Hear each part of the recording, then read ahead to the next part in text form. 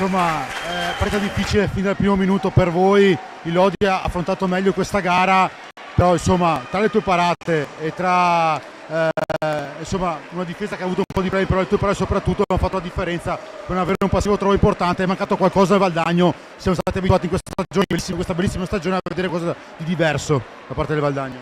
Sì, buonasera a tutti e complimenti a Lodi perché ha fatto una bellissima partita.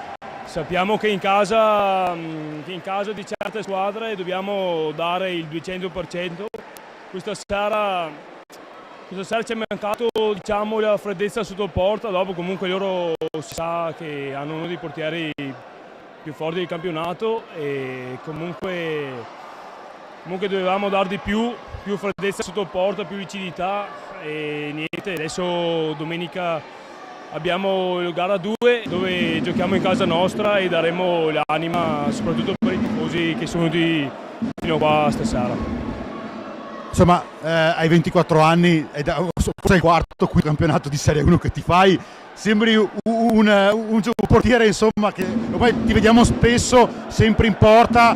Penso che insomma è una squadra giovane, diciamo, lo sottolineiamo, una squadra molto giovane, però che te sei giovane, nonostante sei diversi anni in Serie 1, però insomma il Valdagno, tu sei altissimo, però insomma hai sposato questo progetto di Valdagno e penso che è stata una grande stagione anche per te, oltre per tutta la vostra squadra che ha fatto una grande stagione. Sì, no, noi lavoriamo ogni giorno per dare il 100% in partita. Io sotto il mio punto di vista sono soddisfatto di come sto affrontando gli allenamenti, le partite e ringrazio ancora il Valdagno che mi ha dato questa occasione grandissima di poter dimostrare quanto valevo e niente, adesso lavoriamo per crescere sempre di più.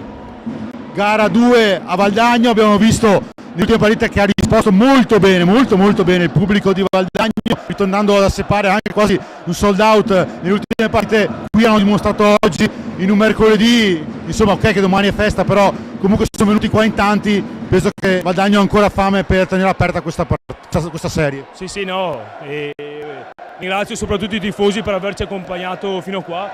Anche se comunque domani è festa, lo stesso devono farsi 3 ore di macchina per venire qua, quindi complimenti a loro. E la piazza del Valdagno si sa che è una delle più calorose, soprattutto perché i tifosi hanno fame di vittoria come i giocatori e meritano